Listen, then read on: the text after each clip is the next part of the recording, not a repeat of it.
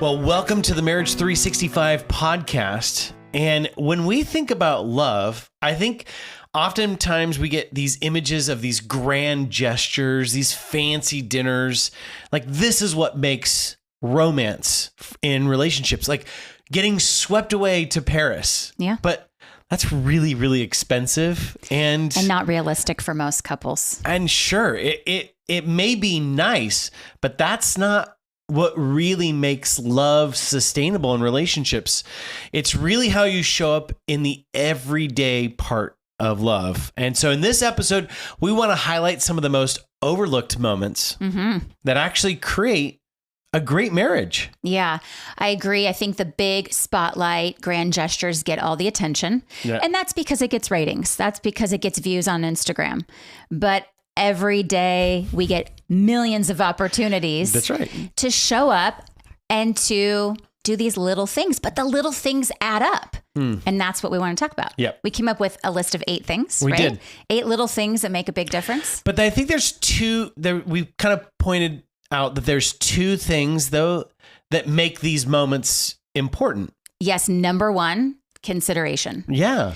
I think consideration is underrated in marriage. Yeah. I really do. We've had fights about this We have. because I think that I'm more of a considerate person than you are, right? Yes. Okay. Yeah.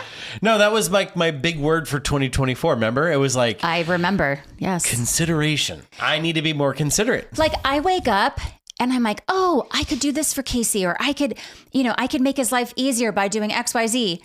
And you wake up and I felt like you think of yourself. It's very true, actually. Yeah. Well, we've talked about this. And I didn't think I even knew. I wake up and I'm like, get me coffee.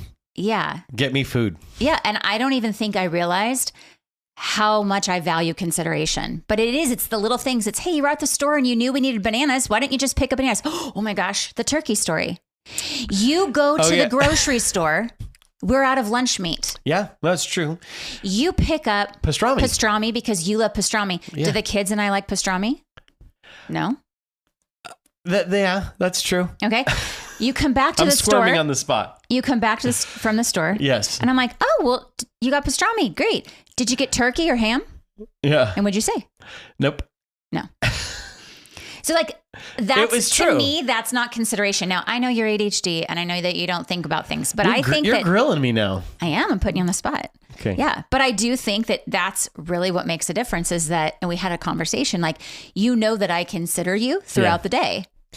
Okay. But the other side of that is initiation. Yes. And I think that that's something that I show up for. You absolutely do. And that is initiating that connection. I think even Gottman's call it like bids for connection. It's this idea like I am saying like, hey, I want to connect with you. Like, let's do something. Yeah. Sometimes I don't even know what it is, but there is this. But it's the effort. It's the spark. Yeah. It's you matter to me. Yeah. I care about you. So those are 2 really important things, consideration and initiation when we're going to go through this list. Yeah. Okay. So 8 ways that you can show 8 little things. little things. I think they're on the smaller side, like but they make a big like difference. your hands. Let me see your hands. My hands are tiny. I have little baby hands. My hands stopped growing when I was 8. I don't know what happened. Doctors, it's a medical mystery. If you could see this I know you're listening to this on the podcast, maybe you're seeing this in the video, but Megan has very small hands. I do, and I have small feet, and I'm not short. No. So just to clarify, when I go to the shoe aisle and I'm in like the 6 to 7 size Kids shoes? No, they're not kids shoes, but all the ladies are like shorter and I'm actually on the taller side. Yeah. So I think people kind of get tripped out. Yes. Do you fall over? No. You think I would though, with how small. What is the song that Dave Matthews sings? Little feet, little hands, little feet, little hands, little baby. That's my part of my song. That's it, yeah. right. Okay. 8 little things. You ready? Go for it. Okay. We came up with this list together and I wanted to start off by saying warm greetings and goodbyes. Yeah. I remember you would come home from work and I'd be with the kids and I'd be like, hey babe. And it really impacted you. Yeah. And I didn't really stop what I was doing and hug you. But I've learned that a warm embrace, a goodbye, and I love you, a kiss on the cheek really makes a difference when someone's leaving the house Yeah. or coming to Yeah. the house. One of my favorite reels was the one where you showed up at the door and you popped the confetti cannon. Made a really over the top. Yeah, I big- made it like, welcome home. Okay, well, see, that was a play on this, right? Because Yeah. that would be a grand gesture. Right, exactly. We're saying, though, you don't have to have a confetti cannon. Every single time Every you single walk in time. and out of the door. Yeah, but that's like what a lot of people want is just acknowledge me. Yeah. Say goodbye. Say, how was your day at work? I love you. You know? Yeah. But we just we can go into the roommate situation really quickly. Well, yeah, you walk in the door and you're handed a dirty diaper or not even acknowledged. Yeah. It can feel very cold. Or it's even like, I can't talk to you right now. And it's just Yeah. critical or Which, if you've angry been- or negative. And if you've been away all day and then you walk through the door, Yes. you get the cold shoulder. Like you said, that sets the tone for the rest of the night. Yeah, so Actually, what- because now you're like, what was all that all about? Yes. So what we're suggesting is setting the tone for connection in the right way. Yes. So yes. Correct. So warm greetings and goodbyes. Okay. Second one is checking in during the day. Yes. Right? Just like polite text just to say, hey, I'm thinking about you. How you doing? I know you had that big work meeting. How did Yeah. it go? Yeah. Yeah. Hey, I was thinking about dinner, and See- making your favorite meal. See, that's consideration right That's there. consideration. When you just said, hey, I was thinking about your big meeting today. Yep. That means you're thinking about your spouse's activities when they're not around you. Yes. Ding, ding, ding. Yeah. Yeah. It makes a difference. It does. Yeah. I know that you didn't get a good night's sleep last night. How are you doing today? Yeah. Simple, free ways that make a big difference. Yeah. I'm telling you, it's not a big grand gesture. I'm going to say this is a bigger one in the sense where it's still a little thing, but I think this is a difficult one for a lot of people. And that's affection without an agenda, meaning no sex. Oh, Because I think, and I'm going to just harp on the men for a minute. I think a lot of husbands, including you go straight to the booby honking, the butt grabbing. it's here to like. It's like, yes, it's like a warm hug and then the hands graze down to the butt and then you want sex. So, hey, sometimes that's fine. But also being affectionate as a couple, just to be affectionate and warm and kind, hugs, kissing, Yeah. doesn't always have to lead to sex, Yeah. right? Well, Why do you think men struggle with that, by the way? Why does it always have to lead to sex? Or a maybe booby honking? Maybe once you start touching us, you've activated the launch sequence. Like, Yeah. it's all of a sudden like, whoa, okay, there's touch. I mean, us guys, we do respond to very positively to physical touch. Yeah. I mean, think about guys don't really touch Yeah. each other like that. So when Okay. okay. To clarify, women don't booby honk each other.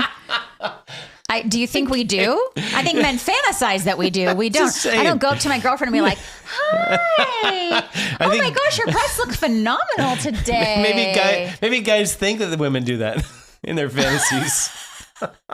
I think men think we do. I Okay. promise you, my friends, when we don't you- do that. When you come up and it's this, It's like, you know what it is? ooh. It's a very nurturing touch. It Like is. a soft touch, Yeah. that's very nurturing. Well, hey, And that's a feminine energy right there that guys respond to yeah. very positively. I mean, if you think about it as punishment for the worst prisoners, they put them in isolation and there's no physical touch Yeah. for months on end, right? Yeah.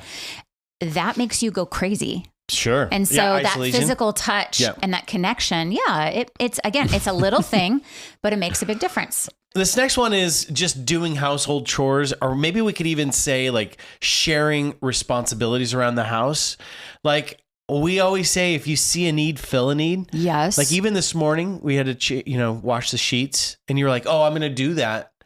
And for me, you took them off the bed. I took them off the bed And for then you I did because step you were 2. doing your makeup, and I was like, Yeah. "Okay, well, I'll do that." Yeah. Thank Because you. Thank you, babe, for doing that.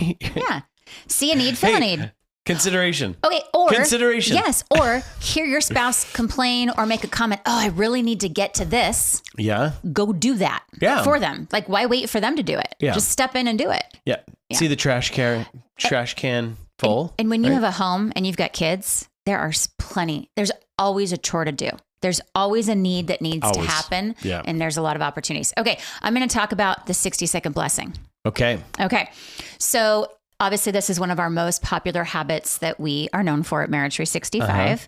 We have I think it's like our most watched YouTube video of all time is the 60-second blessing. okay. Yeah, it's been around. This helped transform our marriage from going from hatred to love. And it's a 2-minute habit of speaking kind, positive affirmations to one another. So one spouse for 60 seconds shares their list of 5 to 7 things they love about their spouse, and then spouse 2 returns the favor. Yeah. This is, I'm going to say, a little bit of a more effort than like, okay, doing a chore or like giving a hug, but it's so powerful. Like we've seen marriages. There's more intentionality behind this one. Yes. We've seen marriages go from death to life. Yeah. We've seen people go, I didn't even know my spouse still liked me. Yeah. Well, we always say you can either plant weed seeds or fruit trees, right? Yeah. Weed seeds, they're weeds. Yes. But fruit trees bear fruit. And when you choose your words wisely, you can, it's literally making love. I mean, it is foreplay. Well, but what I mean by that is literally it's making love out of nothing. Yep. There's nothing between us. And then I say these words that build you up, that remind you how much I love you. It creates love. Making love creates love, whatever you want to say. It creates love out of nothing. Mm-hmm. And that to me is incredible. It is. And the affection that you have and the feeling afterwards of your spouse reminding you of all the things that they cherish about you, that's so powerful. It is. Yeah. It's just one of those habits that if you can incorporate into your marriage, it really does change. I feel like it brings any of the negativity, the criticism that we all can have, the bad days, the grumpy days, to a positive note. Yeah. And then what's cool is you can do it with your kids. So it's even one of those like little things that make a big difference in your kids' world too. Yeah. Which is huge. Yeah. So. Well, we're all dealing with insecurities, right? Yes. Right. We're all dealing with these parts of our lives where we feel not enough. Yeah. And so when your spouse reminds you that you are enough in these specific ways, what's amazing is you can actually create confidence in your spouse through this habit. Yes. And I think too, we assume our spouse knows how much we love them. Yeah. The things we appreciate. I can tell you right now, they don't. They need to hear it. Yeah. Don't assume that your spouse knows the things that you love and appreciate about them. Yep. Okay. What's the next one? Playing games. I love this one. I know. You and I, throughout our entire marriage, in the bad times and in the good times, we've actually always found like this safe, neutral space of playing a card game, playing Yahtzee. I mean, I cannot even tally how many games we've played. We've gone through several score books of Yahtzee cards. Rummy. And we love to play games. And it's not even necessarily about playing games, the game itself. It's about winning. Oh, just kidding. If you guys don't know, if you're new listeners, we are extremely competitive. Very, very. Yeah. As the joke says, my wife and I laugh about how competitive we are, but I laugh harder. But I always win. But I can be a sore loser. I think that's a playfulness part of us showing up. It's a place where we can laugh, where we can actually be competitive. Mm-hmm.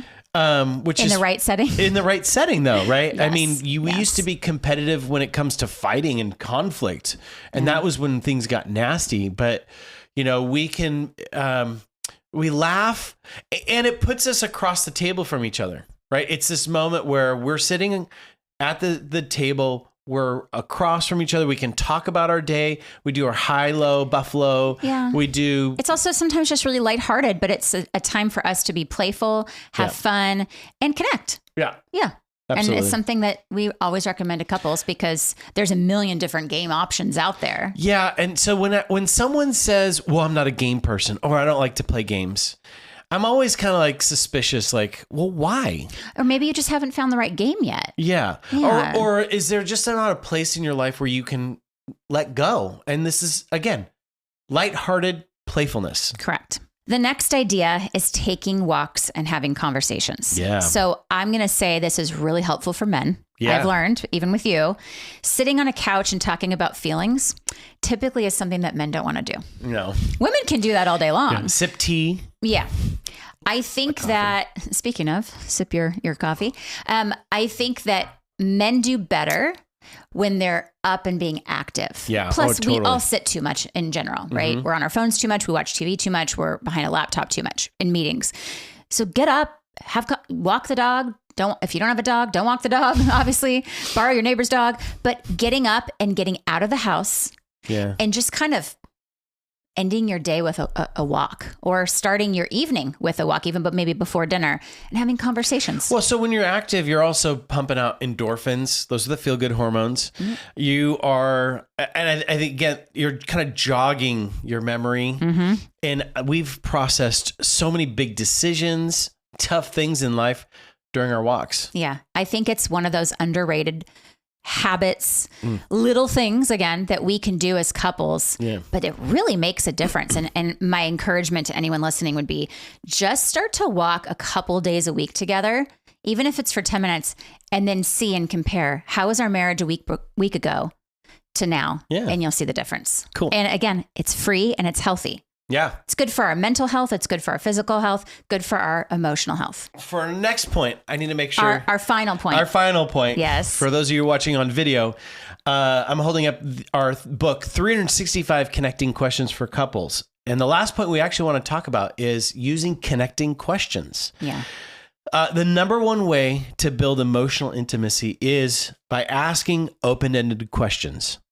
Because when you ask an open-ended question, you are unlocking a conversation where your spouse can share their hopes, their dreams, their wishes, their desires. You get to know your partner. Now, you and I, we did this when we were dating. Everybody did this when they were dating. Correct. Everybody. You went on dates and you asked each other questions. Yeah. Tell me where you're heading in life. Tell what me are your about goals? your family. Tell me about your family. Yeah. What was the hardest thing you went through in life? What do you want to do with your career? Okay. That was 20 years ago. 20, longer than that, babe. That was almost 25 years ago. 25 years? Yeah. That's okay. Okay. Yes. You and I are very different people. You met me when I was 18. I sure hope I'm different now. So what's very bad in relationships is you ask these great questions when you're dating, then the years go by and you stop asking great questions. You ask the same questions every day. How was your day? What's for dinner? Well, can we have sex? Can we have sex? How was work? How are the kids? Uh-huh. Yeah. What are we doing this weekend? It gets old quickly. Yeah, it does. It becomes very roommate-like. And so the connecting questions really break you out of that. Which is why we created this tool. It's this tool. Yeah. Like I said, a tool is meant to create deeper conversations or heart-to-heart conversations. And I just want to say that this was a tool you created for me because yes, but you also wanted to be intentional. Talk about initiation. You're like, I want to ask you good questions, Megan. Yeah, I just at the end of the day, I don't have the creativity to do that. Yeah. Can I give a couple of example questions? Yeah. Okay. So funny enough, we were talking about chores.